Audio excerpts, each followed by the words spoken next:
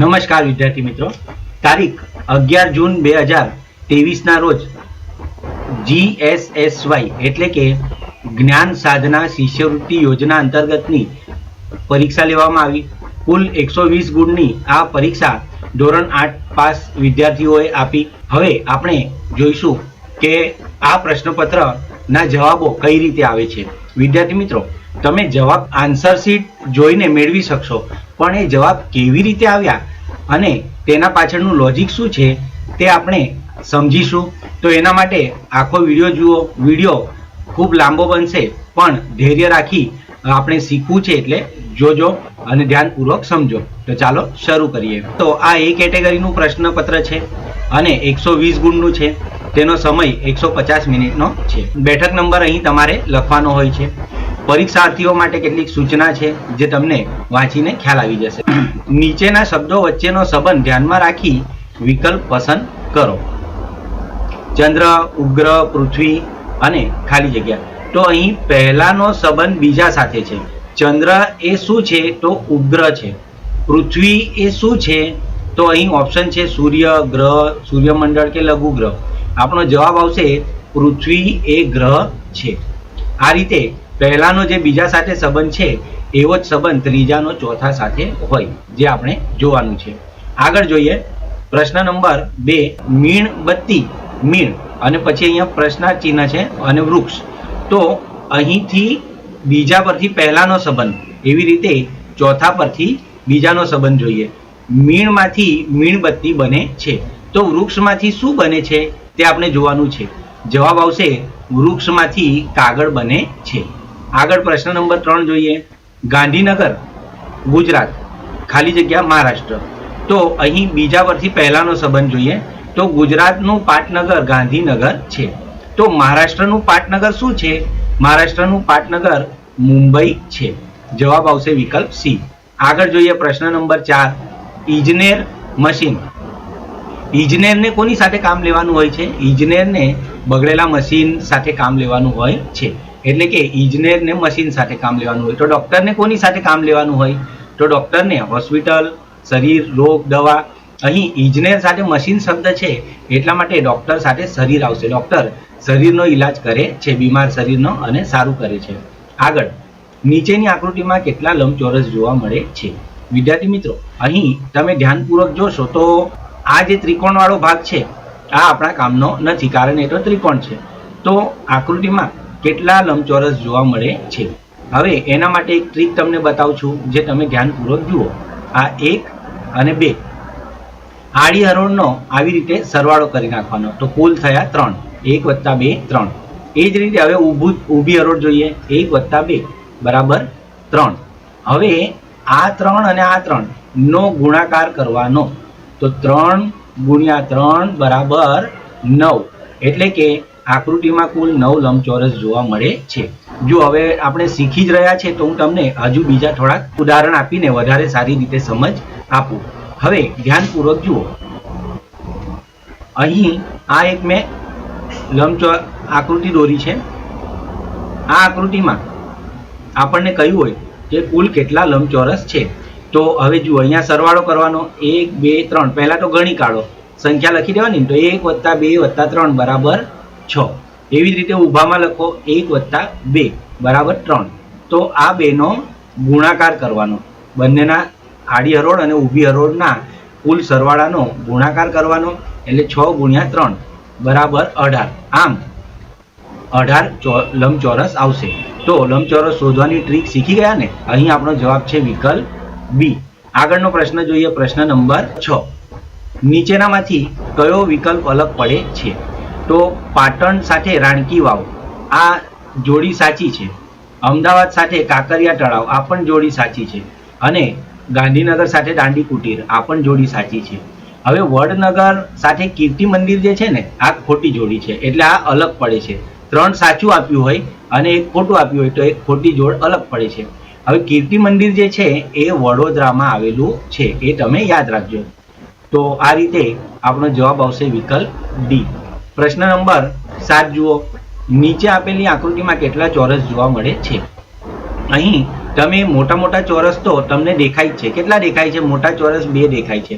હવે એ સિવાય ધ્યાનપૂર્વક તમે જુઓ તો અહીં તમને એ 2 ચોરસની વચ્ચે એક નાનો ચોરસ, બંને ચોરસની જે કોમન બાજુ છે તેના કારણે એક નાનો ચોરસ પણ બનતો દેખાય છે. આ ચોરસ છે 1. તો કુલ ચોરસની સંખ્યા 3 થઈ. આપણો જવાબ આવશે વિકલ્પ બી. પ્રશ્ન નંબર 8 જુઓ. નીચે આપેલ સંખ્યાઓની શ્રેણી પૂર્ણ કરો. સૌથી પહેલા કયું છે 1, પછી 3. તો 1 માં આપણે 2 ઉમેરીએ તો 3 થાય. 3 પછી કયું છે 7. તો 3 માં આપણે 4 ઉમેરીએ તો 7 થાય. પછી કયું છે 13. તો 7 માં આપણે 6 ઉમેરીએ તો 13 થાય. એ જ રીતે પછી ક્વેશ્ચન માર્ક છે, ખાલી જગ્યા છે, 31 અને 43. ચાલો તો હવે આની સાથે આની સાથે અને આની સાથે તફાવતનો સંબંધ ચેક કરી લઈએ. અહીં 31 માં 12 ઉમેરીએ તો 43 થાય. તો હવે ધ્યાનપૂર્વક જુઓ કે પહેલા 2 ઉમેર્યા, પછી 4 ઉમેર્યા, પછી 6 ઉમેર્યા. તો હવે કેટલા ઉમેરવા જોઈએ? તમારો જવાબ સાચો છે, 8 ઉમેરવા જોઈએ. તો 8 ઉમેરતા 13 માં 8 ઉમેરતા 21 આવે. હવે 21 માં એ જ ક્રમ જો આગળ વધારીએ તો પછી 10 ઉમેરવા પડે અને 21 માં 10 ઉમેરતા 31 આવે. આમ આપણો જવાબ આવશે 21. તમને સમજાઈ ગયું ને કે ક્રમિક બેકી સંખ્યાઓનો વધારો ઉમેરતા ગયા છે. વિકલ્પ એ આપણો જવાબ આવશે. આગળનો પ્રશ્ન જોઈએ. પ્રશ્ન નંબર 9. પ્રશ્ન નંબર 9 માં આપણને કહ્યું છે નીચે આપેલ શ્રેણી પૂર્ણ કરો. અહીં આપણે A થી Z સુધી એકવાર લખી દઈએ અને સમય લાગે એમ હોય તો ઝડપથી આપણે A થી Z સુધી લખી દેવાનું. ABCDEFGHIJKLMNOPQRSTUVWXYZ. ચાલો હવે પહેલા જે જોડી છે એ છે ZA, એટલે કે છેલ્લો મૂળાક્ષર અને પહેલો મૂળાક્ષર. બરાબર, આ થયું ZA. પછી છે YB, એટલે કે છેલ્લેથી બીજો મૂળાક્ષર અને પહેલાથી બીજો મૂળાક્ષર. આવી રીતે આ બીજો નંબર આવ્યો. પછી કયું છે XC, એટલે કે છેલ્લેથી ત્રીજો મૂળાક્ષર અને પહેલાથી ત્રીજા ક્રમનો મૂળાક્ષર. આ રીતે આપણે ધ્યાનપૂર્વક જોતા આ દિશામાં આપણે જઈ રહ્યા છે, એકવાર ઊંધી દિશામાં અને એકવાર સીધી દિશામાં. તો X પછી આવે W, તો W અને આ તરફ C પછી આવશે D, એટલે કે છેલ્લેથી ચોથો નંબર અને પહેલાથી ચોથો નંબર WD. આ આપણો જવાબ આવશે વિકલ્પ A. પ્રશ્ન નંબર 10 જોઈએ. નીચે આપેલી આકૃતિમાં ખાલી જગ્યામાં કઈ આકૃતિ આવશે? ચાલો આપણે ધ્યાનપૂર્વક જુઓ. પહેલા અહીં ત્રિકોણ આપ્યો છે. આ ત્રિકોણને કેટલી બાજુઓ છે? 1, 2, 3.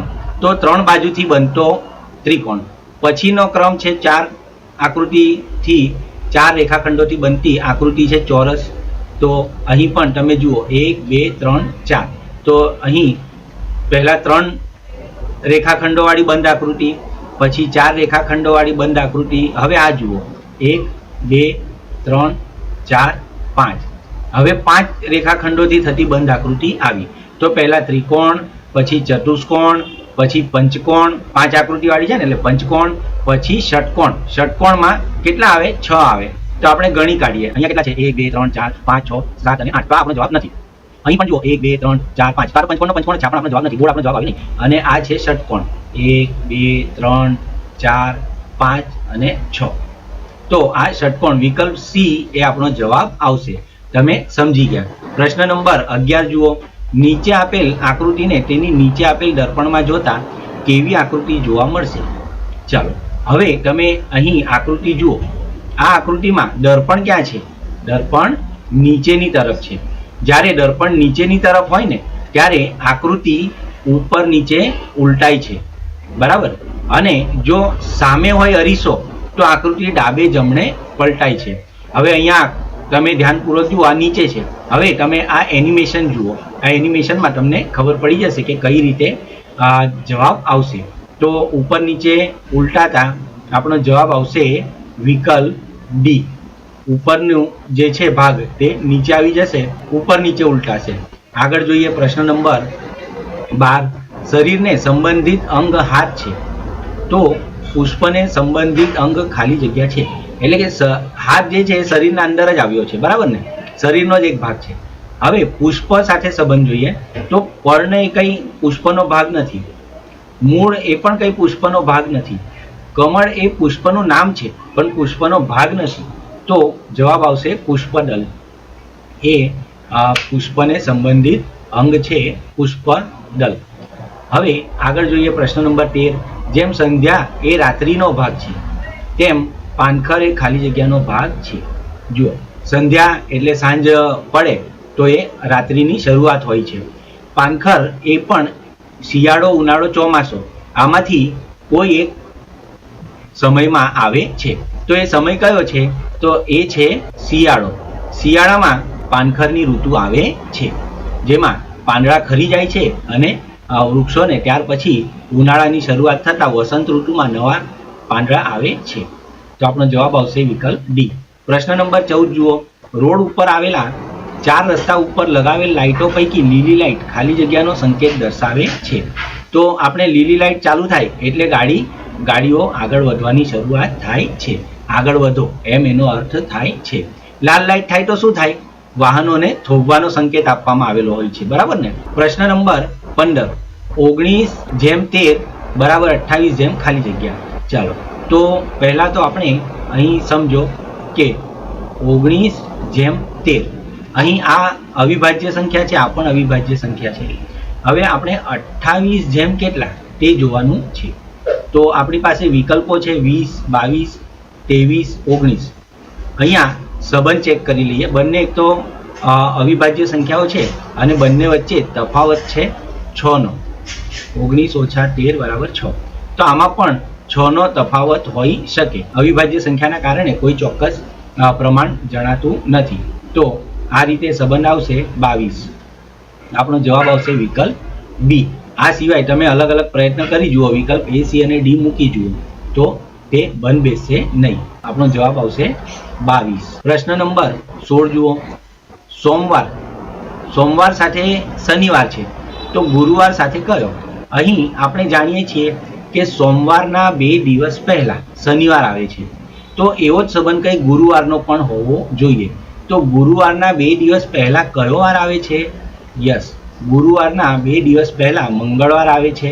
આપણો જવાબ આવશે વિકલ્પ ડી. વિદ્યાર્થી મિત્રો, હું આખા વાક્યમાં જવાબ આપીશ અને ઘણું જ સ્પષ્ટ બોલીશ, કારણ કે આવી રીતે બોલાયેલો પ્રશ્નનો જવાબ તમને યાદ રહી જશે. 17મો પ્રશ્ન જોઈએ. નીચેનામાંથી કયો રંગ મેઘધનુષ્યના રંગોમાં જોવા મળતો નથી? મેઘધનુષ્યના રંગોમાં જા, ની, વા, લી, પી, ના, રા. એટલે કે જા પરથી જાંબલી, ની પરથી નીલો, વા પરથી વાદળી, લી પરથી લીલો, પી પરથી પીળો, ના પરથી નારંગી અને રા પરથી રાતો. રાતો એટલે લાલ. તો ચાલો, જાંબલી કલર જોવા મળે છે, પીળો કલર જોવા મળે છે, લાલ એટલે કે રાતો કલર પણ ઇન્દ્રધનુષમાં જોવા મળે છે, પરંતુ કાળો રંગ જોવા મળતો નથી, જે આપણો જવાબ આવશે. પ્રશ્ન નંબર 18 જુઓ. દિવસ દરમિયાન દેખાતો તારો કયો છે? ચાલો, ચંદ્ર એ તારો નથી, તે ઉગ્ર છે, એટલે તે અને એમ પણ તેનો સ્વયં પ્રકાશ નથી, તે દિવસે દેખાતો નથી. મંગળ એ ગ્રહ છે, સૂર્ય એ તારો છે અને શુક્ર એ તારો નથી, પણ શુક્ર એ ગ્રહ છે. તો દિવસ દરમિયાન દેખાતો તારો સૂર્ય છે. આપણો જવાબ આવશે વિકલ્પ સી. 19મો. નીચેનામાંથી કયો અવયવ જુદો પડે છે? ચાલો, કાન, કિડની, ફેફસા, લીવર. તમે કાનને જોઈ શકો છો? હા. કિડની જોઈ શકો છો? ના. ફેફસા જોઈ શકો છો? ના. લીવર જોઈ શકો છો? ના. તો આ બધા શરીરની અંદરના ભાગમાં આવેલા અંગો છે, જ્યારે કાન એ બાહ્ય અંગ છે, જેને આપણે જોઈ શકીએ છીએ. તો આ રીતે તે અલગ પડે છે. પ્રશ્ન 20. નીચેનામાંથી કયું જુદું પડે છે? કાગળ, પેન, પેન્સિલ, શાહી. અહીં 3 વસ્તુ જે છે, પેન એ લખવાનું કામ કરે, પેન્સિલ એ પણ લખવાનું કામ કરે, શાહી પણ લખવા માટે જરૂરી છે, પરંતુ આ બધું લખીએ શેના પર? તો આપણે કાગળ પર લખીએ છીએ. તો કાગળ અહીંયા જુદું પડે છે. પ્રશ્ન 21. નીચેનામાંથી કયું અલગ પડે છે? ધુમ્મસ, ઝાકળ, વરસાદ અને વાદળ. તો અહીં આપણો જવાબ રાજ્ય પરીક્ષા બોર્ડમાં વાદળ છે. આપણો જવાબ આવશે વાદળ અલગ પડે છે. પ્રશ્ન 22, નીચે આપેલ શાકભાજીના નામોમાં કયું નામ અલગ પડે છે? ગાજર, આદુ, બટાકા, ટામેટું. જવાબ આવશે ટામેટું એ અલગ પડે છે. બટાટા, ગાજર અને આદુ આ અંદરના ભાગે, જમીનના અંદરના ભાગે થાય છે. ટામેટું ઉપર થાય છે, જે આપણે જોઈ શકીએ છીએ.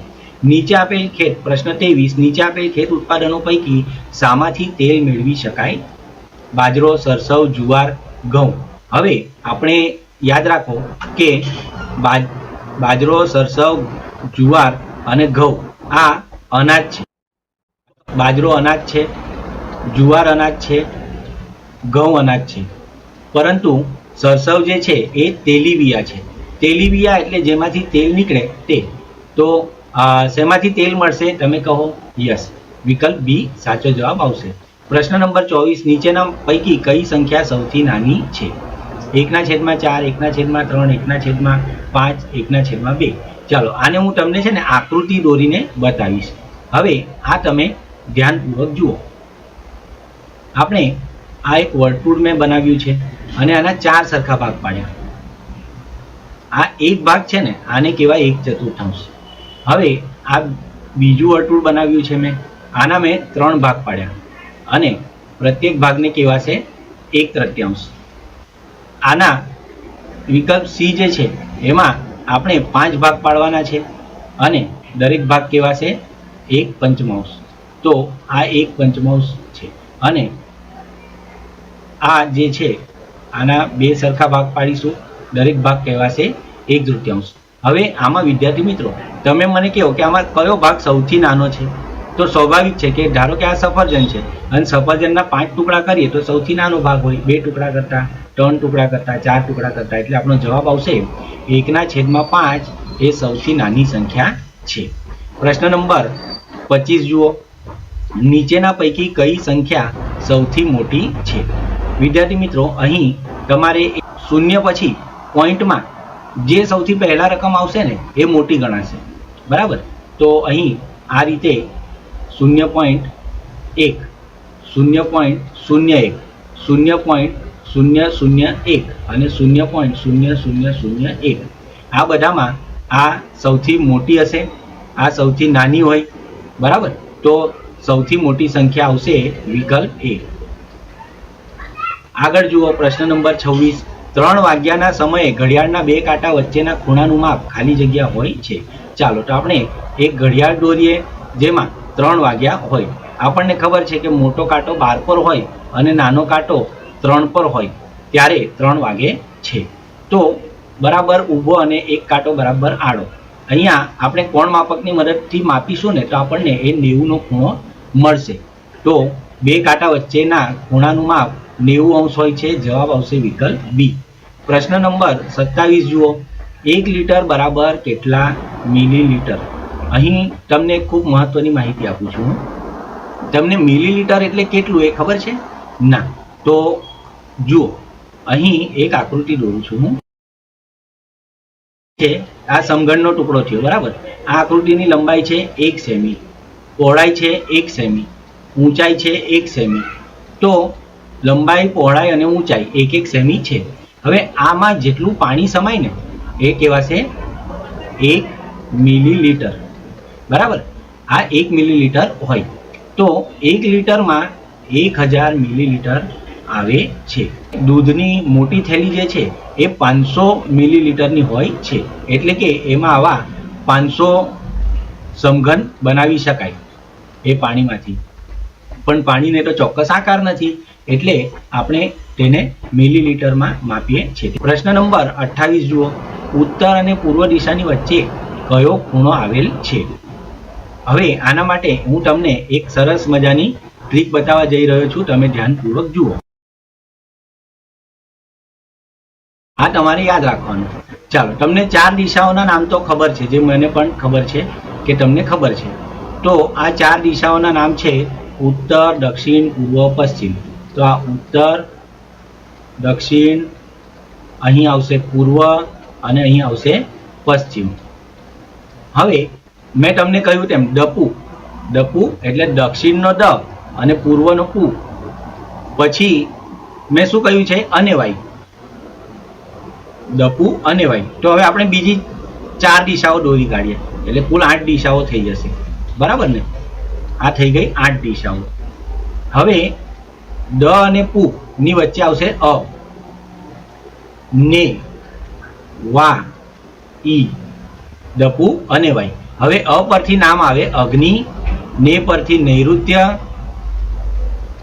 વા પરથી વાયવ્ય અને ઈ પરથી ઈશાન. આમ દપુ અને વાય સૂત્રની મદદથી આપણે 8 દિશાઓના નામ યાદ રાખી શકીએ છીએ. તો હવે આપણે આ 8 દિશાઓના નામ યાદ રાખ્યા. પ્રશ્ન હવે શું છે? ઉત્તર અને પૂર્વ દિશાની વચ્ચે કયો ખૂણો આવેલ છે? જવાબ આવશે ઉત્તર અને પૂર્વ દિશાની વચ્ચે ઈશાન ખૂણો આવેલ છે. વિકલ્પ બી એ આપણો જવાબ આવશે. આગળ જોઈએ પ્રશ્ન નંબર 29. નીચે દર્શાવેલ નામોની આકૃતિઓ પૈકી કઈ આકૃતિમાં રેખાખંડોનો સમાવેશ જોવા મળતો નથી? રેખા. ચાલો, તો આ રેખામાં તો આપણને રેખાખંડ દેખાય છે. હું તમને બનાવી પણ આપું એક. આ રેખાખંડ AB. આવો અહીંયાથી આટલો ભાગ આ રેખાખંડ AB ગણાશે. ત્રિકોણ. ત્રિકોણમાં 3 રેખાખંડો છે. આ 1, 2 અને 3. ચોરસ. ચોરસમાં 4 રેખાખંડો છે. 1, 2, 3, 4. 4 રેખાખંડોથી બનતી બંધ આકૃતિ. હવે પ્રશ્ન છે કે કોનામાં રેખાખંડનો સમાવેશ જોવા મળતો નથી? વર્તુળમાં રેખાખંડ હોતું નથી. બરાબર ને? તો આપણો જવાબ આવશે વિકલ્પ ડી. આગળ જોઈએ પ્રશ્ન નંબર 30. ખાલી જગ્યા પૂરો. 8, 27, 64, 125 અને ખાલી જગ્યા. ચાલો, હવે આ બધી જ સંખ્યાઓ ધ્યાનપૂર્વક જોતા તમને જણાશે કે 8 એટલે 2 નો ઘન થાય, 27 એટલે 3 નો ઘન થાય, 64 એટલે 4 નો ઘન થાય અને એ જ રીતે 125 એટલે 5 નો ઘન થાય. અને હવે શું આવશે? તો તમે જોયું પહેલા 2 નો ઘન હતો, પછી 3 નો ઘન, પછી 4 નો ઘન, પછી 5 નો ઘન. તો હવે 6 નો ઘન આવવો જોઈએ ને? તો 6 નો ઘન કેટલો થાય? 6 નો ઘન થાય 216. તો તમને સમજાઈ ગયું. આપણો જવાબ આવશે વિકલ્પ એ. પ્રશ્ન નંબર 31. જેમ વર્તુળને પરિધ હોય છે તેમ ચોરસને ખાલી જગ્યા હોય છે. ચાલો, તો વર્તુળને આપણે વર્તુળ બનાવું છું હું. આ ભાગથી શરૂ કરીને આમ એક રાઉન્ડ મારું તો પછી ફરીથી પાછા એ જ બિંદુ પર આવીને એક ચક્કર જે થાય છે ને એ થાય પરિધ, એટલે કે વર્તુળની પરિધ થાય. પરંતુ ચોરસમાં આપણે એવી રીતે ગોળ રાઉન્ડ નહીં થશે. પરંતુ સમજો અહીંથી શરૂ કર્યું તો આ તરફ, આ તરફ, આ તરફ ને આ તરફ, ફરીથી પાછા એ જ બિંદુ પર આવીએ તો આને કહેવાય પરિમિતિ. વર્તુળમાં પરિધ આવે અને ચોરસ કે લંબચોરસમાં પરિમિતિ આવે. આપણો જવાબ આવશે વિકલ્પ સી. પ્રશ્ન નંબર 32. કેમલના મૂળાક્ષરોને ક્રમમાં ગોઠવતા કયો વિકલ્પ મળે છે? તો હું ખૂબ જ ઝડપથી ABCD લખી કાઢું છું. અહીં કેમલ પહેલા છે C, તો આપણે C પર આપણે ટપકું કરીએ. પછી છે A, તો આ A મળ્યો. પછી M, તો અહીં M મળ્યો. પછી L, તો આ L મળ્યો. અને પછી E, તો આ E મળ્યો. હવે આપણે ક્રમમાં જઈએ તો ACE, ફરીથી બોલું છું, ACELM, તો ACELM આવું ક્યાં છે? આવું છે વિકલ્પ બી માં. આપણો જવાબ આવશે વિકલ્પ બી. આગળ પ્રશ્ન નંબર 33. એક લાઈનમાં પ્રેરણાનો ક્રમ જમણેથી 17મો અને ડાબેથી 25મો છે, તો લાઈનમાં કુલ વિદ્યાર્થીઓ કેટલા? એના માટે પહેલા એક ઉદાહરણ સમજી લઈએ. કે સમજો કે અહીં મારી પાસે પ્રેરક છે. છોકરાનું નામ શું છે? પ્રેરક. પ્રેરક એનો નંબર આગળથી એટલે કે ડાબી બાજુથી બીજો છે, જમણી બાજુથી બીજો છે એનો નંબર, અને ડાબી બાજુથી એનો નંબર ત્રીજો છે.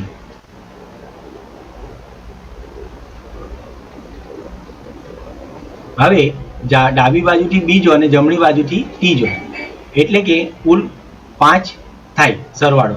પરંતુ આ બીજો નંબર આપણે કોને આપ્યો? પ્રેરકને. ત્રીજો નંબર કોને આપ્યો? પ્રેરકને. એટલે કે પ્રેરકને આપણે 2 વાર નંબર આપ્યા છે. એટલા માટે એક વાર બાદ કરવાના, 5 માંથી 1 જાય તો 4. આમ કુલ સંખ્યા કેટલી આવશે? કુલ સંખ્યા આવશે 4. હવે એવી જ રીતે પ્રેરણાનો ક્રમ છે એ 17મો છે, બરાબર?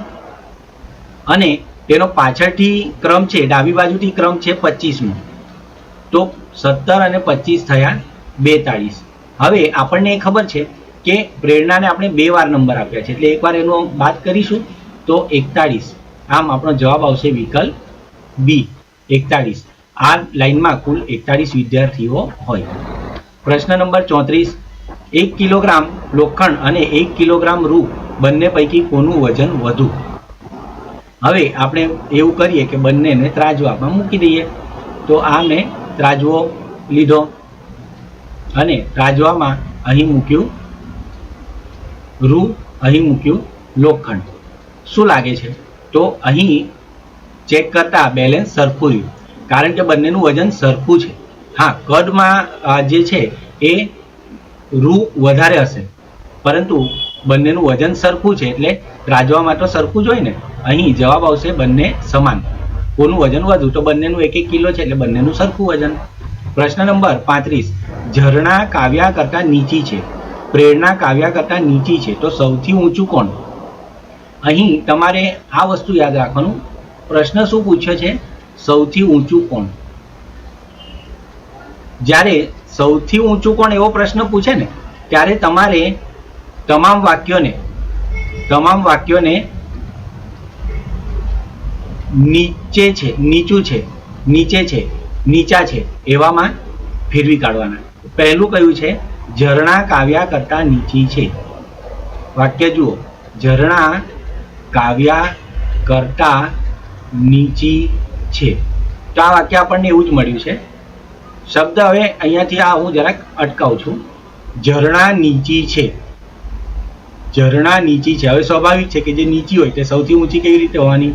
તો ઝરણાનું નામ કટ થઈ ગયું. બીજું જુઓ, પ્રેરણા કાવ્યા કરતાં નીચી છે, પ્રેરણા કાવ્યા કરતાં નીચી છે. હવે ફરીથી આ નામ હું જરાક કટ કરું, વાક્ય આવી રીતે વાંચવું. પ્રેરણા નીચી છે. હવે પ્રેરણા પણ નીચી છે, તો ઝરણા નીચી છે, પ્રેરણા નીચી છે, તો સૌથી ઊંચું કોણ આવે? કાવ્ય આવે. બરાબર. આ રીતે આપણો જવાબ આવશે વિકલ્પ એ. તમે આ ટ્રીક યાદ રાખજો. તમને એમ કહ્યું હોય કે સૌથી લાંબુ કોણ, તો તમારે તમામ વાક્યોને ટૂંકું છે માં ફેરવી કાઢવાનું, અને જેનું નામ જ નહીં આવે એ સૌથી લાંબુ હોય. એ જ રીતે આ નીચા અને ઊંચામાં પણ છે. પ્રશ્ન નંબર 36. નીચેનામાંથી શું જુદું પડે છે? એ જાન્યુઆરી, બી માર્ચ, ઓગસ્ટ, એપ્રિલ. હવે મેં તમને એક સૂત્ર આપું છું, એ તમે યાદ રાખજો. એ જુ સન, એ જુ સન. એ પરથી એપ્રિલ, જુ પરથી જૂન, સ પરથી સપ્ટેમ્બર અને ન પરથી નવેમ્બર. આ 30 દિવસના મહિના છે.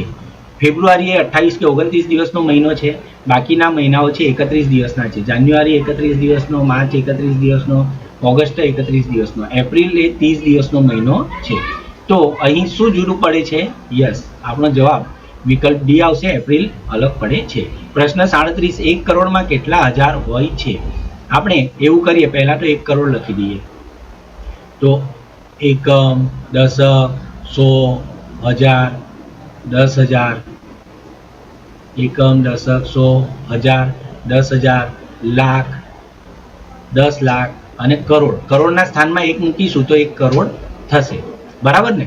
હવે 1 કરોડમાં કેટલા હજાર હોય એટલે આપણે ભાગ્યા 1000 કરવાના. તો 1, 2 અને 3, 1, 2 અને 3 આ કોમન મીંડા નીકળી જશે. તો 1 પછી કેટલા મીંડા રહ્યા? 4. એટલે કે કુલ 1 કરોડમાં 10,000 હોય છે. પ્રશ્ન નંબર 38. 20 મીટર લાંબા વાંસના 4 મીટરના 5 સરખા ટુકડા કરવા કેટલી વખત વહેરવા પડશે?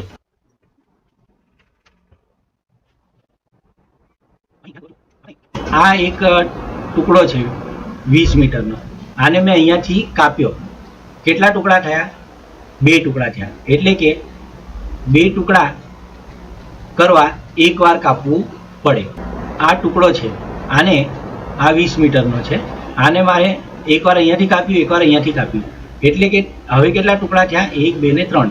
3 ટુકડા કરવા મને 2 વાર કાપવું પડ્યું. બરાબર. ત્યાર પછી હવે આ જુઓ, આમાં મેં 3 વખત કાપ્યું, બરાબર? તો કેટલા ટુકડા થયા? 1 2 3 4. તો 4 ટુકડા કરવા મારે 3 વખત કાપવાનું, 3 વખત કાપવાનું. હવે પ્રશ્ન શું છે કે 5 સરખા ટુકડા કરવાના છે. તો સ્વાભાવિક છે કે 5 ટુકડા કરવા માટે આપણે 4 વખત કાપવું પડે, 4 વખત વહેરવું પડે. પ્રશ્ન નંબર 39.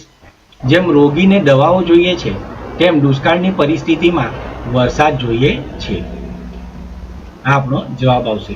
કારણ રોગી દવાથી સારો થઈ જશે અને દુષ્કાળ આવ્યું તો પાણીથી વરસાદથી પરિસ્થિતિ સુધરી જશે. આગળ જોઈએ પ્રશ્ન નંબર 40. અક્ષરો મળીને શબ્દ બને તો શબ્દો મળીને ખાલી જગ્યા બને છે. જવાબ આવશે શબ્દો ભેગા મળીને વાક્ય બનાવે છે. 41મો પ્રશ્ન. 10.24 નું વર્ગમૂળ શોધો. અહીં તમે જુઓ 1024 એ 32 નો વર્ગ છે. તમને મેં 1 થી 30 સુધીની સંખ્યાઓના વર્ગ યાદ રાખવા માટે કહ્યા હતા, પરંતુ 35-40 સુધી પણ યાદ રાખો તો વધારે સારું. તો 10.24 એ 3.2 નો વર્ગ થાય, માટે 10.24 નું વર્ગમૂળ 3.2 થશે. 3.2 ક્યાં છે? વિકલ્પ ડી માં. આગળ જોઈએ પ્રશ્ન નંબર 42. 48 વિદ્યાર્થીઓના ધોરણ 8 ના એક વર્ગમાં 25% છોકરીઓ છે, તો છોકરાઓની સંખ્યા કેટલી હોય? કુલ વિદ્યાર્થીઓ કેટલા? કુલ વિદ્યાર્થીઓ 48 છે, એમાં 25% છોકરીઓ છે. 25% છોકરીઓ. તમને ખબર છે કુલ ટકા કેટલા આવે? 100 ના આધારે આવે ને. હવે છોકરીઓ 25% હોય તો છોકરાઓ કેટલા હોય? 75% હોય, બરાબર ને? 75% છોકરાઓ. હવે અહીં જુઓ કે વાક્ય બનાવવાનું, પદ બનાવવાનું. 100 માંથી 75 છોકરાઓ, કારણ 75% છે ને એટલે છોકરાઓ. માટે આપણી પાસે અહીંયા 48 છે ને, 48 માંથી કેટલા? આવો પ્રશ્નાર્થ બનાવવાનો. જ્યારે આવું પદ બનાવો અને પ્રશ્નાર્થ મૂકો ત્યારે છોકરાઓની સંખ્યા બરાબર પહેલા વાક્યની પહેલી રકમ હંમેશા છેદમાં મૂકવાની. એ મેં તમને અનેક વખત કહ્યું છે. હવે બાકી જે 2 રકમ બચી ને એ બંનેનો ઉપર ગુણાકાર. 48 ગુણ્યા 75. હવે 100 ના બદલે આપણે લખીશું 25 ગુણ્યા 4. 75 ના બદલે લખીશું 25 તાળી 75. 12 ચોક 48, બરાબર ને? તો 4 ગયા 4 ગયા, 25 ગયા 25 ગયા. હવે ઉપર કઈ કઈ રકમ બચી? ઉપર બચી 12 અને 3. 12 ગુણ્યા 3 બરાબર 36. આમ 75% છોકરાઓ છે, જે છોકરાઓની સંખ્યા થશે 36. વિકલ્પ એ. ચાલો આગળ જોઈએ 43મો પ્રશ્ન. એમાં કહ્યું છે a ઋણ 3b 5c ab નો ગુણાકાર કેટલો થાય? તો આપણે ચેક કરીએ. હવે અહીંયા પહેલા તો સંખ્યાઓનો સંખ્યા સાથે ગુણાકાર કરી નાખવાનો. તો 3 અને 5 છે, પરંતુ 3 એ ઋણ છે એટલે આપણો ઋણ 15 આવશે. હવે જ્યારે ઋણ 15 આવે તો વિકલ્પ એ જવાબ ન હોય, વિકલ્પ બી પણ જવાબ ન હોય. ચાલો હવે એ નો કેટલી વખત ગુણાકાર છે? તો એ અહીંયા એકવાર ને અહીંયા એકવાર. એ નો 2 વખત ગુણાકાર એટલે એ નો વર્ગ. બી નો કેટલી વખત ગુણાકાર છે? તો બી નો અહીંયા એકવાર ને અહીંયા એકવાર, કુલ 2 વખત ગુણાકાર છે, તો બી નો વર્ગ. સી નો કેટલી વખત ગુણાકાર છે? સી નો એક જ વાર ગુણાકાર છે, કારણ સી એક જ વાર છે. તો ઋણ 15 એ નો વર્ગ બી નો વર્ગ સી. આ આપણો જવાબ આવશે વિકલ્પ સી. પ્રશ્ન નંબર 44 જુઓ. આપેલ સંખ્યા રેખા પર નું બિંદુ એ કઈ સમય સંખ્યાનું નિરૂપણ દર્શાવે છે? તો અહીં શૂન્યની આ બાજુ જમણી બાજુની રકમ છે એ બધી ઘન સંખ્યા છે, અને શૂન્યની ડાબી બાજુની રકમ છે એ બધી ઋણ સંખ્યા છે. હવે આ પોઈન્ટ જે છે એ શૂન્યની ડાબી બાજુ છે. તો સૌ પ્રથમ તો આ સંખ્યા ઘન નહીં હોય એટલે આના પર ચોકડી. બીજું કયું છે? તમે ધ્યાનપૂર્વક જોશો તો શૂન્ય અને ઋણ 1 ની બરાબર વચ્ચે, એટલે કે 2 સરખા ભાગ પાડે છે. કેટલા ભાગ પાડે છે? 2 ભાગ પાડે છે, 1 અને 2. તો પ્રત્યેક ભાગ અડધો ગણાશે, પણ ઋણમાં છે એટલે આપણો જવાબ આવશે ઋણ 1/2. 2 સરખા ભાગ પાડે છે ને એટલે ભાગ્યા 2. તો આ આપણો જવાબ આવ્યો. આગળ જુઓ પ્રશ્ન નંબર 45. 0.0000000621 ને પ્રમાણિત સ્વરૂપમાં દર્શાવો. ચાલો પહેલા તો તમે એ સમજી લો કે કુલ 621 છે. પછી 1 2 3 4 5 6 7 8 9 બરાબર ગુણ્યા 10⁹ આવી રીતે થાય, ઋણ 9 થશે. હવે પોઈન્ટ જ્યારે આ બે આ તરફ ખસશે ને, આપણી પાસે બધા 6 પોઈન્ટ છે, 621 કોઈ નથી. 2 પોઈન્ટ જ્યારે ડાબી બાજુ ખસશે ત્યારે અહીંયાથી પણ 2 પોઈન્ટ ખસશે, એટલે કે 10⁻⁷ થશે. આપણો જવાબ આવશે વિકલ્પ એ. પ્રશ્ન નંબર 46 જુઓ. જો 12 કારીગર એક કામ 15 દિવસમાં પૂરું કરી શકે છે, તો આ જ કામ 18 કારીગર કેટલા દિવસમાં પૂરું કરી શકે છે? અહીં આપણી પાસે એક કામ છે અને પૂરું કરવા માટે જે દિવસ જો ગણીએ ને આપણે, તો 12 કારીગર 15 દિવસમાં કામ પૂરું કરે, એટલે કે 180 દિવસ લાગે છે. જો એક જ કારીગર કરે તો 180 દિવસ લાગે. તો આ જ કામ 18 કારીગર કેટલા દિવસમાં પૂરું કરી શકે? આ આપણે જોઈએ ને તો 180 દિવસ. હવે 18 કારીગર જો મળે તો 180 દિવસ નહીં લાગે, પરંતુ 180 ભાગ્યા 18 બરાબર 10 દિવસ લાગશે. કારણ 18 કારીગર એટલે કારીગર વધારે હશે તો દિવસ ઘટતા જશે. પ્રશ્ન નંબર 47. સમય સંખ્યાનું સ્વરૂપ p ના છેદમાં q છે, જ્યાં q બરાબર 0 નથી, તો p અને q કેવા પ્રકારની સંખ્યાઓ છે? જવાબ આવશે, જો p અને q પ્રાકૃતિક સંખ્યાઓ છે નહીં, p અને q પૂર્ણ સંખ્યાઓ છે આવું પણ નહીં થાય, p અને q પૂર્ણાંક સંખ્યાઓ છે આવું થાય. કારણ એક ઉદાહરણ હું તમને આપું છું કે ધારો કે p બરાબર -3 અને q બરાબર 0 નથી, એટલે કોઈ ગમે તે લઈ લો, તો p ના છેદમાં q કરીએ તો -3 ના છેદમાં 5. તો -3 ના છેદમાં 5 એ પ્રાકૃતિક સંખ્યા નથી, -3 ના છેદમાં 5 એ પૂર્ણ સંખ્યા પણ નથી, પરંતુ એ પૂર્ણાંક સંખ્યાઓ છે. આ અસમય સંખ્યા પણ નથી, એટલે આપણો જવાબ આવશે p અને q પૂર્ણાંક સંખ્યાઓ છે, કારણ ઋણ પણ હોઈ શકે ને. પ્રશ્ન નંબર 48. એક ચલ સુરેખ સમીકરણની પદાવલીમાં ચલની મોટામાં મોટી ઘાત કેટલી હોય છે? કોઈ પણ ચલમાં મોટામાં મોટી ઘાત જ્યારે લખ્યું ન હોય ત્યારે 1 સમજવાનું હોય છે. સુરેખ સમીકરણની પદાવલીમાં ચલની મોટામાં મોટી ઘાત વિકલ્પ બી 1 હોય છે. પ્રશ્ન નંબર 49. 5x + 9 = 5 + 3x સમીકરણનો ઉકેલ x બરાબર ખાલી જગ્યા 5x + 9 બરાબર 5 + 3x. વિદ્યાર્થી મિત્રો, અહીં આપણે x વાળી રકમ એક તરફ ભેગી કરીશું અને સંખ્યા વાળી બીજી તરફ, તો 5x આ +3x ને બીજી તરફ લઈ જતા -3x થશે, અને 5 અહીંયા જ રહેવા દઈએ. આ +9 ને બીજી તરફ લઈ જતા -9 થશે. 5x - 3x બરાબર 2x થાય, અને 5 માંથી 9 જાય તો -4 થાય, એટલે કે x બરાબર -4/2, કારણ કે 2 નો x સાથે ગુણાકાર છે, બીજી તરફ જતા તે ભાગાકારમાં આવશે, એટલે કે -2 × 2 બરાબર -4, અને આ 2 તો 2 નીકળી જાય, જવાબ આવશે -2. વિકલ્પ ડી એ આપણો જવાબ આવશે. પ્રશ્ન નંબર 50 જુઓ. હું એવો ચતુષ્કોણ છું જેમાં સામસામેની બાજુની ફક્ત એક જ જોડની બાજુઓ પરસ્પર સમાંતર છે, તો બોલો હું કોણ? હવે આપણે દરેક ચતુષ્કોણની સમજ મેળવી લઈએ. સમબાજુ ચતુષ્કોણ એટલે ચારે બાજુઓના માપ સરખા હોય. હવે ચારે બાજુઓના માપ સરખા હોય ને તો એની બંને જોડ સમાંતર હોય છે, એટલે સમબાજુ ચતુષ્કોણ આપણો જવાબ આવશે નહીં. સમલંબ ચતુષ્કોણ જુઓ. સમલંબ ચતુષ્કોણમાં માત્ર ને માત્ર એક જ જોડ, અહીં જુઓ આ બંને જોડ સમાંતર છે એકબીજાને, જ્યારે અહીં ફક્ત આ એક જ જોડ સમાંતર છે, આ સમાંતર નથી. તો સમલંબ ચતુષ્કોણ છે જેમાં ફક્ત એક જ જોડ સામસામેની બાજુઓની ફક્ત એક જ જોડ સમાંતર હોય છે. સમાંતર બાજુ ચતુષ્કોણમાં તો કહ્યું જ છે કે સામસામેની બાજુઓ સમાંતર હોય છે બંને, એક અને આ બીજી જોડ જુઓ. લંબચોરસમાં પણ આપણને ખબર છે કે તેમાં દરેક ખૂણો 90 હોય છે અને સામસામેની બાજુઓ સરખી હોય છે અને સમાંતર હોય છે. આપણો જવાબ આવશે વિકલ્પ બી. આગળ પ્રશ્ન નંબર 51 જુઓ.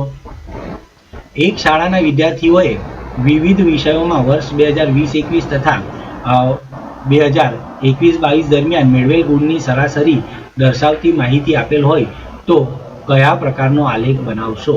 જવાબ આવશે લંબ આલેખ બનાવવો પડે. ત્યાર પછી પ્રશ્ન નંબર 52, એક ચોરસનું ક્ષેત્રફળ 144 ચોરસ સેન્ટીમીટર છે. અહીં આપણે આને 144 ચોરસ સેન્ટીમીટર વાંચીશું. તો ચોરસની બાજુનું માપ કેટલું હોય છે? આપણને ખબર છે કે ચોરસ જે છે એમાં ચારે બાજુના માપ સરખા હોય છે અને તેનું સૂત્ર છે ચોરસનું ક્ષેત્રફળ બરાબર લંબાઈ ગુણ્યા લંબાઈ. કેટલી થાય છે અહીંયા? 144. એટલે કે લંબાઈનો વર્ગ જે 144 એટલે 12નો વર્ગ છે. અહીં લંબાઈ બરાબર 12 આવશે. બાજુનું માપ કેટલું આવે? 12. ચોરસની બાજુનું માપ 12 આવશે. જવાબ આવશે પ્રશ્ન નંબર 52માં 12 સેન્ટીમીટર. પ્રશ્ન નંબર 53, 17નો ઘન કરતા કઈ સંખ્યા મળે? 17માં એકમનો અંક 7 છે. તમે અહીં આ રીતે યાદ રાખી શકો કે 1નો ઘન 1, 2નો ઘન 8, 3નો ઘન 27, 4નો ઘન 64, 5નો ઘન 125, 6નો ઘન 216, 7નો ઘન 343, 8નો ઘન 512, 9નો ઘન 729 અને 10નો ઘન 1000. હવે આપણે અહીં જોયું તો 7નો ઘન છે એમાં 343, એમાં એકમનો અંક 3 આવે છે. હવે એવી જ રીતે અહીંયા જે જવાબ છે એમાં પણ એકમનો અંક 3 આવવો જોઈએ, કારણ 17નો ઘન કરવાનો છે, એમાં એકમનો અંક 7 છે. તો 4096 એ નહીં આવશે. અહીંયા એકમનો અંક 2 છે એટલે આ પણ જવાબ નહીં આવે. અહીં એકમનો અંક 5 છે એટલે આ પણ જવાબ નહીં આવે. તો આપણો જવાબ આવશે 4913. આ સિવાય બીજી સાદી સરળ રીત છે કે 17 ગુણ્યા 17 કરો, 289, પછી 289 ને 17 વડે ગુણી કાઢો. તો આ રીતે આપણો જવાબ પણ મળી જશે 4913. તો આ રીતે પણ જવાબ મેળવશો તો જવાબ આવશે. પરંતુ કેટલીક ટૂંકી રીતથી આપણો સમયનો બચાવ થાય છે અને પેપર આખું લખી શકાય છે. પ્રશ્ન નંબર 54 જુઓ. x + 7y અને 7x - y નો ગુણાકાર શોધો. આપણે આનો ગુણાકાર કરીએ. સૌથી પહેલા તો એ સમજો કે x + 7y આનો ગુણાકાર છે 7x - y સાથે. એટલે કે અહીં પહેલા x ને 7x સાથે ગુણવાનું, પછી x ને y સાથે ગુણવાનું. આ જ રીતે પછી y નો વારો આવશે, 7y નો વારો. તો 7y ને પહેલા 7x સાથે ગુણવાનું, પછી y સાથે ગુણવાનું. તો ચાલો આપણે સૌપ્રથમ x નો વારો લઈએ. તેને 7x - y સાથે ગુણવાનું અને પછી 7y ને આપણે 7x - y સાથે ગુણીશું. તો આવું કરતા 7 નો x સાથે ગુણાકાર કરતા 7x નો વર્ગ, કારણ x નો 2 વખત ગુણાકાર થાય છે, ઓછા xy, પરંતુ ઓછા xy. પછી 7y ને 7x સાથે ગુણતા 7 7 49 xy. ક્રમ આપણે રાખીશું xy, એમ yx લખે તો પણ ચાલે. હવે 7y ગુણ્યા y બરાબર ઓછા 7y નો વર્ગ, કારણ એક સંખ્યા ઋણ છે ને એટલે. હવે આ જુઓ, ઓછા xy વત્તા 49 xy. તો અહીં આ ઓછા xy એટલે ઓછા 1 xy કહેવાય. તો 49 xy માંથી 1 xy જાય તો 48 xy આવે. આ તરફ 7x નો વર્ગ તો છે જ, આ તરફ ઓછા 7y નો વર્ગ છે. તો આવો વિકલ્પ આપણો છે અહીં વિકલ્પ A માં, જે આપણો જવાબ છે. પ્રશ્ન નંબર 55 જોઈએ. લંબઘનની કુલ સપાટીનું ક્ષેત્રફળ શોધવા કયું સૂત્ર ઉપયોગમાં લેશો? હવે સૌપ્રથમ તો લંબઘનનું ચિત્ર હું તમને બતાવી દઉં, જેથી કરીને તમને અંદાજ આવી જાય કે આ લંબઘન છે. પહેલા તો આ લંબચોરસ છે, બરાબર, એ તમે સમજી લીધું. આ જે છે આ લંબઘન થયું. લંબઘનમાં કુલ કેટલી સપાટી હોય? લંબઘનમાં કુલ 6 સપાટી હોય. તમને ઈંટ ખબર છે ને, ઈંટમાં કેટલી સપાટી હોય છે? 6 હોય છે ને, 1 2 અને 3. અને 3 દેખાય છે, બાકીની 3 સામે હોય છે. એટલે 1ની બરાબર પાછળ હોય, 3ની નીચે હોય, 2ની આ તરફ હોય. એટલે કે દરેક સપાટી 2 વાર આવે છે. આને કહેવાય લંબાઈ. આ થશે લંબાઈ, આ થશે પહોળાઈ, આ થશે ઊંચાઈ, બરાબર ને? તો લંબાઈ, પહોળાઈ અને ઊંચાઈ. હવે પહેલા 1 નંબર જે છે ને એ લંબાઈ અને પહોળાઈથી બને છે, બરાબર. તો એનું ક્ષેત્રફળનું સૂત્ર શું આવે? લંબાઈ ગુણ્યા પહોળાઈ. લંબાઈ માટે આપણે L વાપરીશું અને પહોળાઈ માટે H વાપરીશું, B વાપરીશું. બરાબર, L B H. H એટલે હાઈટ, હાઈટ પરથી H આવશે. તો સમજો કે લંબાઈ ગુણ્યા પહોળાઈ LB. હવે 2 નંબરનું જે છે એનું ક્ષેત્રફળ શોધવા માટે આપણે પહોળાઈ ગુણ્યા ઊંચાઈ એટલે કે BH, B ગુણ્યા H કરવું પડે. અને એવી જ રીતે 3 નંબર જુઓ, એમાં ઊંચાઈ ગુણ્યા લંબાઈ, બરાબર ને, એટલે કે LH આવશે. પરંતુ આ 3ના ક્ષેત્રફળ તો મળ્યા, પરંતુ કુલ બાજુઓ તો 2 છે ને, સામસામે 2 વાર લંબાઈ આવશે, એકની પાછળ 4 આવશે પેલી તરફ. કુલ 6 સપાટી હોય એટલા માટે આપણે એ દરેકનું માપ બાજુ સરખું આવશે સામસામેનું, એટલે આપણે 2 વડે ગુણીશું. તો આપણો જવાબ આવશે વિકલ્પ D. આ થયું લંબઘનની કુલ સપાટીનું ક્ષેત્રફળ. કુલ કેટલી સપાટી હોય લંબઘનને? તો લંબઘનને કુલ 6 સપાટી હોય. અહીંયા આ 3નું સપાટીનું ક્ષેત્રફળ મળ્યું, એનો સરવાળો કરી નાખ્યો, ત્યાર પછી એને 2 વડે ગુણી કાઢ્યું, કારણ બીજી 3 સપાટીઓ છે એનું પણ એટલું જ માપ થશે. પ્રશ્ન નંબર 56 જુઓ.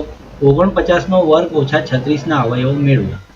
અહીં ધ્યાનપૂર્વક તમે જુઓ, 49x નો વર્ગ એટલે 7x આખાનો વર્ગ અને ઓછા 36, અહીં 36 એટલે 6 નો વર્ગ. 2 આખાના વર્ગ થાય ત્યારે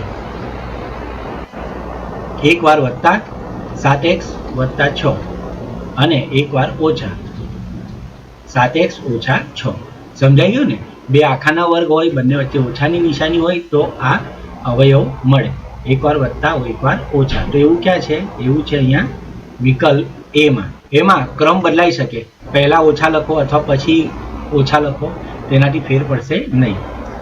પ્રશ્ન નંબર 57 જુઓ. ઋણ 2 પૂર્ણાંક 1 સપ્તમાંશની વ્યસ્ત સંખ્યા કઈ છે? તો આપણે સૌ પ્રથમ તો એ સમજી લો કે ઋણ 2 પૂર્ણાંક 1 સપ્તમાંશ, આમાં આ બંનેનો ગુણાકાર આવશે. 2 7 14 એટલે કે ઋણ 14 અને આ એક સંખ્યા તેમાં ઉમેરવાની છેદમાં 7, એટલે કે હવે કુલ સંખ્યા થઈ ઋણ 15ના છેદમાં 7. આની વ્યસ્ત સંખ્યા આવશે. આપણને ખબર છે વ્યસ્ત સંખ્યા કેવી હોય? વ્યસ્ત સંખ્યા ઉપર નીચે ઉલટાય છે, ઉપરની રકમ નીચે, નીચેની રકમ ઉપર. તો ઋણ 15ના છેદમાં 7 ની વ્યસ્ત આવશે ઋણ 7ના છેદમાં 15. આવું ક્યાં છે? આવો છે વિકલ્પ C માં. આપણો જવાબ આવશે વિકલ્પ C. 58 નંબરનો પ્રશ્ન જુઓ. 7x વત્તા 5ના છેદમાં 2 બરાબર 3x ના છેદમાં 2 ઓછા 14 હોય તો x બરાબર કેટલા? કે પહેલા તો આપણે છેદ સરખા કરવાના.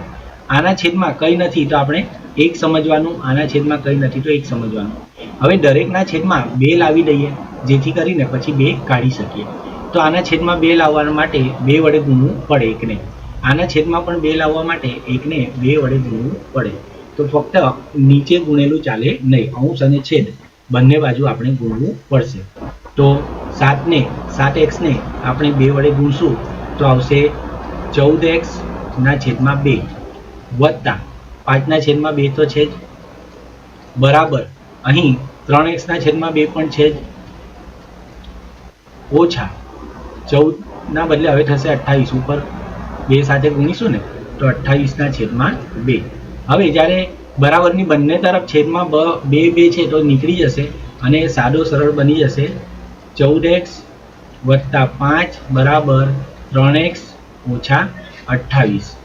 માટે આપણે હવે x એક તરફ ભેગા કરીએ તો 14x આ વત્તા 3x છે, આ તરફ જશે તો ઓછા 3x થઈ જશે. અહીં ઓછા 28 તો છે જ, આ વત્તા 5 બીજી તરફ જશે તો ઓછા 5 થઈ જશે. એટલે કે હવે આપણે જોઈએ તો 14x માંથી 3x જાય તો 11x આવશે અને ઓછા 28 ઓછા 5 બરાબર ઓછા 33 થશે. આગળ કે x નો 11 સાથે ગુણાકાર છે તો બરાબરની બીજી તરફ જતા ભાગાકાર થાય, તો અહીંયા 11 ટાળી 33 એવું થાય છે, આપણને ખબર છે.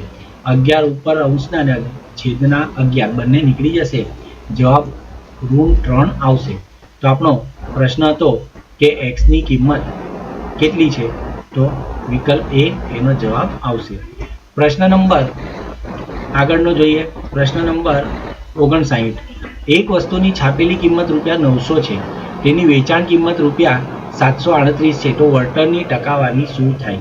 વળતર એટલે ખબર છે કે વળતર એટલે ડિસ્કાઉન્ટ. હવે અહીં એની છાપેલી કિંમત એટલે એમઆરપી, અહીંયા મૂળ કિંમત શબ્દ આપીશું. મૂળ કિંમત 900 છે, બરાબર.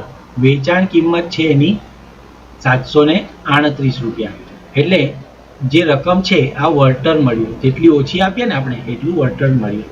તો આપણે કુલ 10 માંથી 8 જાય તો 2, 9 માંથી 3 જાય તો 6 અને 1. વળતર ₹162 વળતર મળ્યું. હવે આપણને ખબર છે કે આપણે વાક્ય બનાવવાનું છે કે મૂળ કિંમત 900 હોય, ₹900 હોય, તો વળતર કેટલું છે? ₹162. હવે આપણને જો ટકા શોધવાના હોય તો 100 ના આધારે, તો મૂળ કિંમત 100 હોય, ₹100 હોય, તો વળતર બરાબર કેટલું? હવે મેં તમને કહ્યું તેમ પહેલી રકમ હંમેશા છેદમાં, તો 900 એ છેદમાં જશે અને આ બે સંખ્યાનો ગુણાકાર થશે. 162 ગુણ્યા 100. અહીં બે રકમ ઉડી જાય. 162 એટલે 18 ગુણ્યા 9, 18 9 162 થાય. તો અંશના 9 છેદના 9 નીકળી જાય. આપણો જવાબ આવશે 18%. તો વસ્તુની છાપેલી કિંમત 900 હોય તો વળતરની ટકાવારી અહીંયા 18% છે. વિકલ્પ ડી આપણો જવાબ આવશે. પ્રશ્ન કયો છે કે 3/5 આખાની ઋણ 2 ઘાત ની કિંમત કેટલી થાય? 3/5 આખાની ઋણ 2 ઘાત બરાબર 5/3 આખાની ઘન 2 ઘાત. કારણ વ્યસ્ત કરીએ ને તો રકમ ઉપર નીચે ઉલટાશે અને ઋણ ઘાતની ઘન ઘાત થઈ જશે. તો 3/5 આખાનો ઋણ 2 ઘાત બરાબર 5/3 આખાની 2 ઘાત. હવે 5ની 2 ઘાત ના છેદમાં 3ની 2 ઘાત. 5ની 2 ઘાત થાય 25, 3ની 2 ઘાત થાય 9. આપણો જવાબ આવશે વિકલ્પ. આ સમજાઈ ગયું ને? ઋણ 2 ઘાતની ઘન ઘાત કેવી રીતે કરવાની, વ્યસ્ત કરી દેવાની. પ્રશ્ન નંબર 61. કૃત્રિમ ખાતર માટે શું સાચું છે? અકાર્બનિક ક્ષાર છે, તેમાંથી જમીનને સેન્દ્રિય પદાર્થો પ્રાપ્ત થતા નથી. આ સાચું છે. પ્રશ્ન નંબર 62. કઈ સક્રિય અધાતુનો પાણીમાં સંગ્રહ કરવામાં આવે છે? જવાબ ફોસ્ફરસ એ સક્રિય ધાતુ છે, તે સામાન્ય તાપમાને સળગી જાય એટલા માટે તેનો પાણીમાં સંગ્રહ કરવામાં આવે છે. પ્રશ્ન નંબર 63. ગ્લોબલ વોર્મિંગ માટે સૌથી વધુ જવાબદાર વાયુ કયો છે? જવાબ ગ્લોબલ વોર્મિંગ માટે સૌથી વધુ જવાબદાર વાયુ કાર્બન ડાયોક્સાઇડ છે. પ્રશ્ન 64. મધુ પ્રમેય માટે જવાબદાર ગ્રંથિ કઈ છે? ડાયાબિટીસ પણ કહેવાય મધુ પ્રમેયને. જવાબ આવશે મધુ પ્રમેય માટે જવાબદાર ગ્રંથિ સ્વાદુપિંડ છે. પ્રશ્ન નંબર 65. બાથરૂમના નળ અને સાયકલના હેન્ડલ પર કઈ ધાતુનું પ્લેટિંગ એટલે કે ઢોળ આવરણ કરવામાં આવે છે? યાદ રાખજો, બાથરૂમના નળ અને સાયકલના હેન્ડલ પર ક્રોમિયમ ધાતુનું પ્લેટિંગ કરવામાં આવે છે, એટલે કે ઢોળ ચડાવવામાં આવે છે. આ તમને નળ ચમકદાર દેખાય છે ને, સ્ટીલ જેવો, તો એ ક્રોમિયમ ધાતુ તેના પર ચડાવેલી હોય છે. પ્રશ્ન નંબર 66. આંખની રચનામાં આંખનો કયો ભાગ આંખમાં પ્રવેશતા પ્રકાશના પ્રમાણનું નિયંત્રણ કરે છે? જવાબ આવશે વિકલ્પ બી, કનિનિકા એ આંખની રચનામાં આંખનો ભાગ જે પ્રકાશના કિરણો પ્રવેશે છે તેના પર નિયંત્રણ કરે છે. પ્રશ્ન નંબર 67. ધ ક્યોટો પ્રોટોકોલ શું છે? જવાબ the Kyoto protocol greenhouse વાયુઓનું ઉત્સર્જન ઘટાડવાનો કરાર છે. પ્રશ્ન નંબર 68. કયું ઉદાહરણ રવિ પાકનું નથી? સોયાબીન એ રવિ પાકનું ઉદાહરણ નથી, કારણ તે ખરીફ પાકનું ઉદાહરણ છે. રવિ પાક એટલે શિયાળામાં જે પાક લેવામાં આવે છે તેને રવિ પાક કહે છે, અને ખરીફ પાક વર્ષા ઋતુમાં એટલે જૂન જુલાઈથી ઓક્ટોબર સુધી જે પાક લેવામાં આવે છે તેને ખરીફ પાક કહે છે. તો સોયાબીન એ ખરીફ પાક છે, તે રવિ પાક નથી. પ્રશ્ન નંબર 69. ડામરની ગોળી શેમાંથી બને છે? જવાબ ડામરની ગોળી કોલટારમાંથી બને છે. પ્રશ્ન નંબર 70. કયા પુસ્તકમાં બધા નાશપાય પ્રાણીઓનો અને વનસ્પતિઓનો રેકોર્ડ રાખવામાં આવે છે?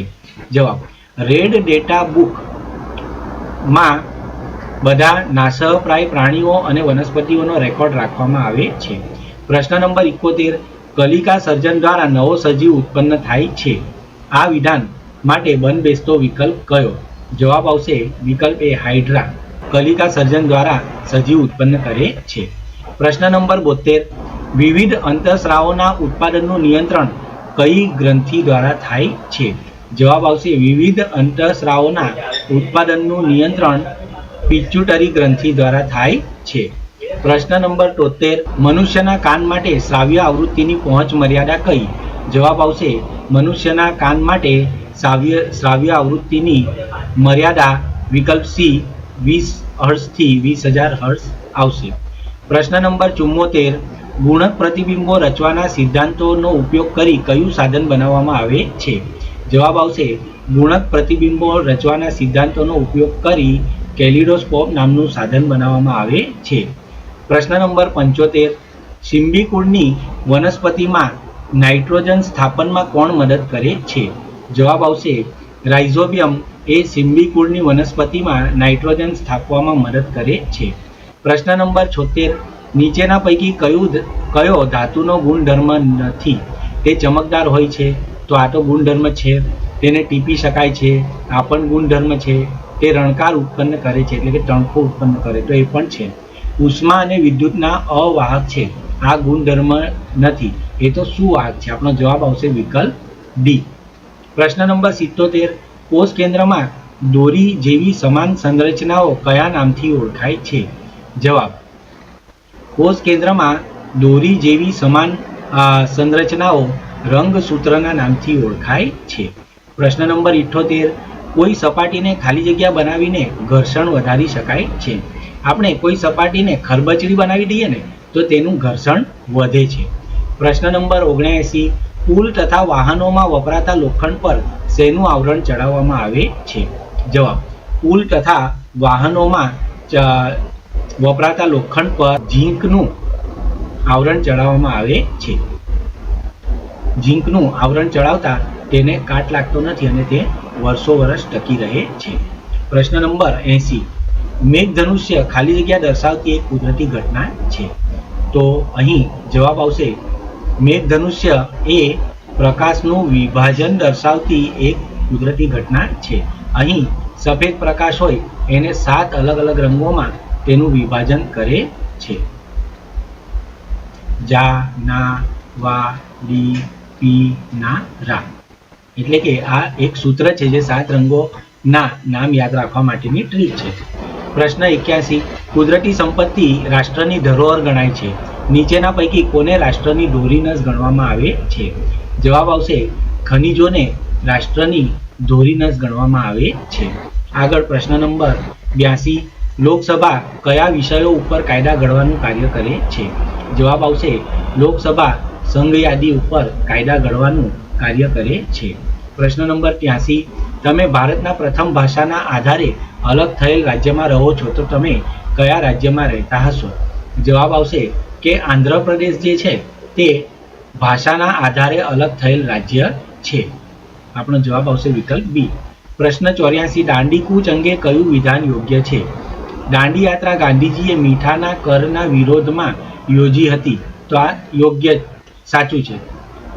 દાંડી યાત્રા અમદાવાદથી દાંડી સુધીની 370 કિલોમીટરની યાત્રા હતી, આ પણ સાચું છે. ગાંધીજીની ધરપકડ થતાં દાંડી યાત્રાનું નેતૃત્વ અબ્બાસ સાહેબ તૈયબજીએ સંભાળ્યું હતું, એટલે આ પણ સાચું છે. હવે ચોથો વિકલ્પ છે ઉપરોક્ત તમામ.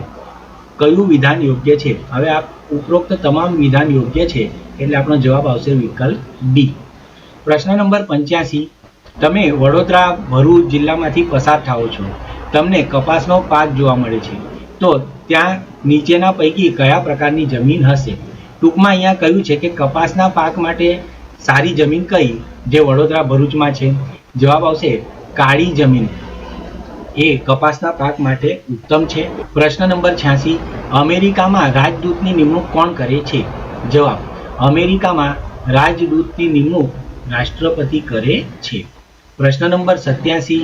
ભારતમાં પોર્ટુગીઝોની રાજધાની કઈ હતી?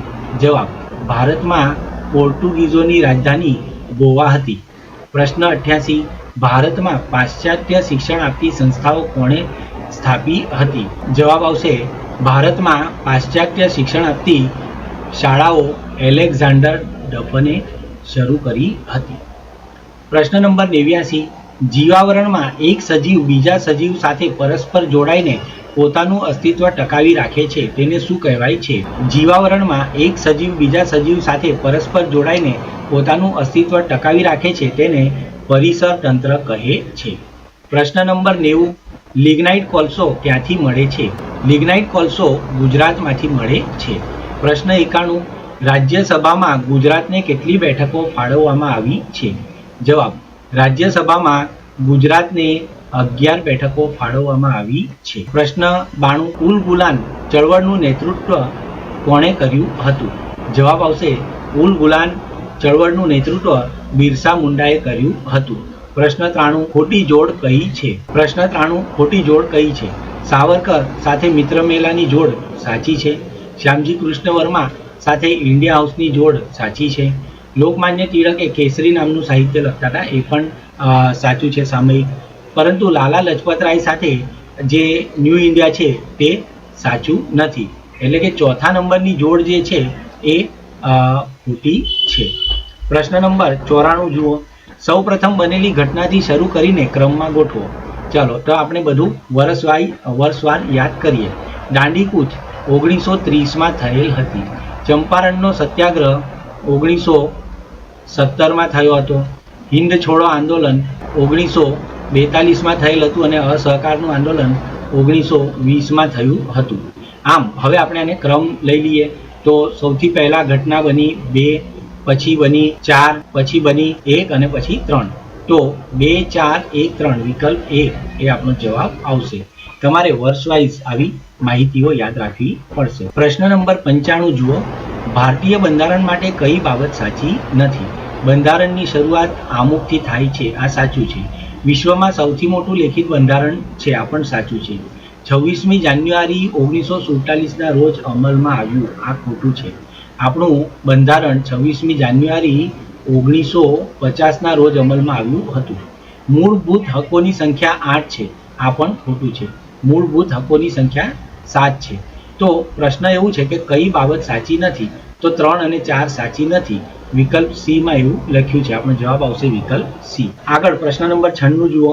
સંસ્થા તરફથી દાતાઓનું સન્માન કરાયું, આ વાક્ય નીચે પૈકી કયા પ્રયોગનું છે? સંસ્થા તરફથી દાતાઓનું સન્માન કરાયું, આ વાક્ય કર્મણી પ્રયોગનું છે. પ્રશ્ન નંબર 97. પુત્રેશના ની સંધિ છૂટી પાડો. જવાબ આવશે પુત્રેશનાની સંધિ પુત્ર વત્તા એશના આવશે. વિકલ્પ એ. પ્રશ્ન નંબર 98 જુઓ. પડદો ખુલ્યો પણ નાટક ભજવાયું નહીં, આ કયા પ્રકારનું વિધાન છે? અહીંયા 2 વાક્ય છે. એક તો પડદો ખુલ્યો અને બીજું છે નાટક ભજવાયું નહીં. તો આ સંયુક્ત વાક્ય છે. કેવું વાક્ય છે? સંયુક્ત વાક્ય છે. પ્રશ્ન નંબર 99.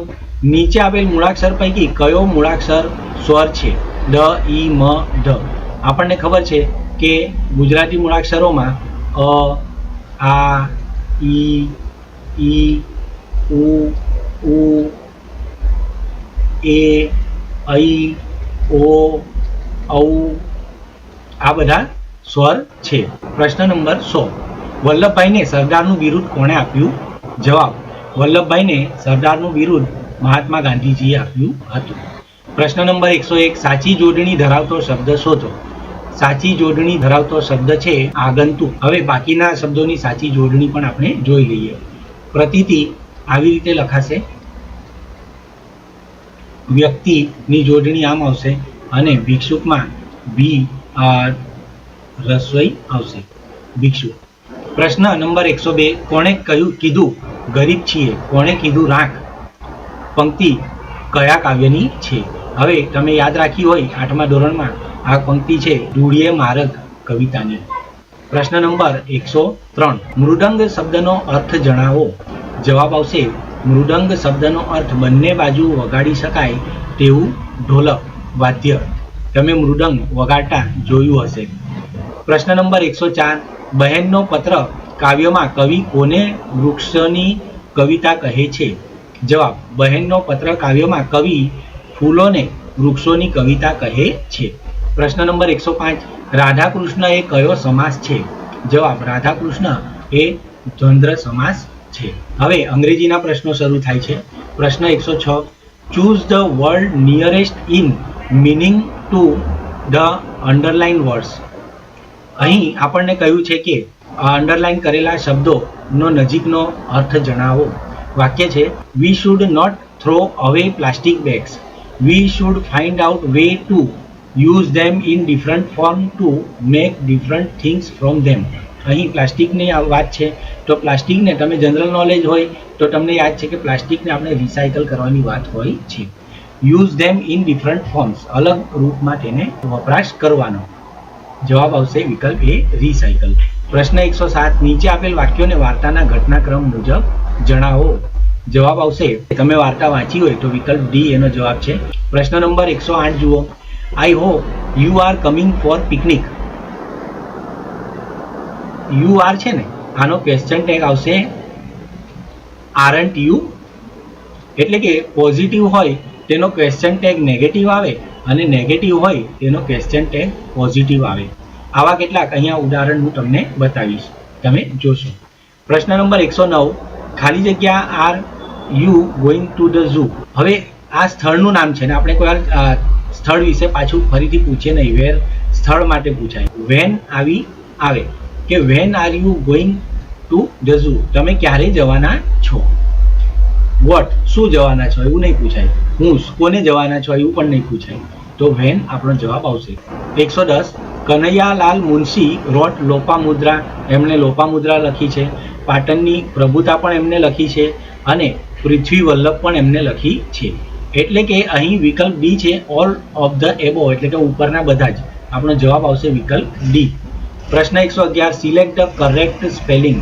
અહીંયા સાયન્સની સ્પેલિંગની વાત છે, તો સાયન્સની સાચી સ્પેલિંગ આવશે SCIENCE. આ સાયન્સની આ 3 સ્પેલિંગ ખોટી છે. પ્રશ્ન 112, the sky is very cloudy. આકાશમાં વાદળો દેખાય છે. It may rain today. કદાચ અહીંયા સંભાવના બતાવી છે ને, એટલા માટે ઇટ મે રેન ટુડે, કદાચ વરસાદ આવે. એના માટે વિકલ્પ બી આપણો સાચો જવાબ આવશે. 113, હાઉ મેની વીક્સ ખાલી જગ્યા ધેર ઇન અ યર. ખાલી જગ્યામાં શું આવશે? Weeks. How many weeks are there. Week એ બહુવચન છે ને, અને બહુવચન સાથે આર આવે, તો are there in a year. પ્રશ્ન નંબર 114, વિવેક ગોઝ ટુ અહેમદાબાદ. ખાલી જગ્યા he wants to visit the science city. Vivek goes to Ahmedabad, અહીંયા આવશે ધેર ફોર. સાયન્સ સિટીની મુલાકાત લેવાના કારણે અમદાવાદ જાય છે. જવાબ આવશે વિકલ્પ બી, ધેર ફોર. પ્રશ્ન 115, યુ શુડ નોટ ખાલી જગ્યા ગાર્બેજ ઓન ધ રોડ. અહીંયા ગાર્બેજ એટલે કચરો, રોડ પર કચરો નાખવો જોઈએ નહીં, તો you should not throw. You should not throw. અહીંયા એક વચન હોય તો થ્રોસ આવે, પણ સાદું વાક્ય છે એટલે અહીંયા થ્રો આવશે. પ્રશ્ન નંબર 116, सम्राट शब्द का स्त्रीलिंग पहचानिए. सम्राट शब्द का स्त्रीलिंग साम्राज्ञी आवશે. 117, कर्मयोगी लाल बहादुर शास्त्री इकाई का लेखक कौन है. कर्मयोगी लाल बहादुर शास्त्री इकाई के लेखक शंकर दयाल शर्मा है.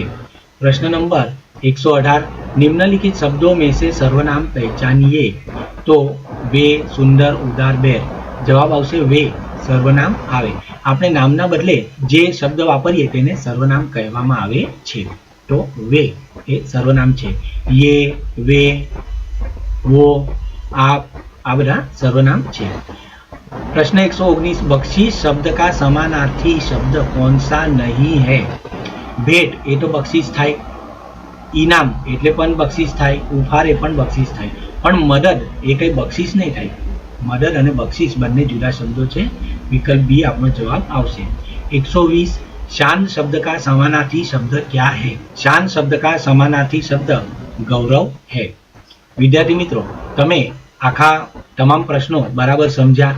તમે આવતા વર્ષે કે હવે પછી જે જ્ઞાન સાધનાની પરીક્ષા આપવા જઈ રહ્યા છો એના માટે બેસ્ટ ઓફ લક. આવા જ વિડીયો મેળવવા માટે તમે ચેનલને સબસ્ક્રાઇબ ન કરી હોય તો મારી આ ચેનલને સબસ્ક્રાઇબ કરો. Thank you.